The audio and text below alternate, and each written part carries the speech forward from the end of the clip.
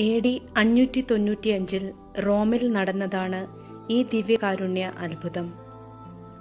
Pop Gregory അർപ്പിച്ച ദിവ്യബലിയിൽ സംബന്ധിച്ച ഒരു സ്ത്രീയുടെ അവിശ്വാസം മൂലം വിശുദ്ധ കുർബാന കൊടുക്കാൻ നിഷേധിക്കുകയും പകരം അവൾക്കു വേണ്ടി പ്രാർത്ഥിക്കുകയും ചെയ്യുന്ന സമയത്ത് തൽക്ഷണം കയ്യിലിരുന്ന തിരുവോസ്തിയും വീഞ്ഞും തിരുമാംസവും തിരുരക്തവുമായി തീർന്നു.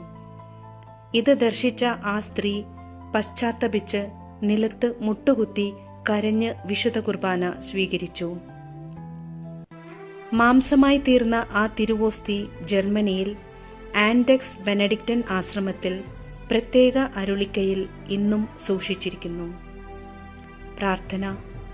ഓ ദിവ്യകാരുണ്യ ഈശോയെ, അങ്ങ് അനേകരുടെ അവിശ്വാസം മാറ്റി വിശ്വാസത്തിലേക്ക് നയിച്ചതുപോലെ ഞങ്ങളുടെ അവിശ്വാസവും മാറ്റി ദിവ്യകാരുണ്യത്തിൽ അങ്ങയെ ദർശിക്കുവാൻ സഹായിക്കണമേ. പരിശുദ്ധ പരമ ദിവ്യകാരുണ്യത്തിന് എന്നേരവും ആരാധനയും സ്തുതിയും പുകഴ്ചയും ഉണ്ടായിരിക്കട്ടെ. പരിശുദ്ധ പരമ ദിവ്യകാരുണ്യത്തിന് എന്നേരവും ആരാധനയും സ്തുതിയും പുകഴ്ചയും ഉണ്ടായിരിക്കട്ടെ. പരിശുദ്ധ പരമ ദിവ്യകാരുണ്യത്തിന് എന്നേരവും ആരാധനയും സ്തുതിയും പുകഴ്ചയും ഉണ്ടായിരിക്കട്ടെ.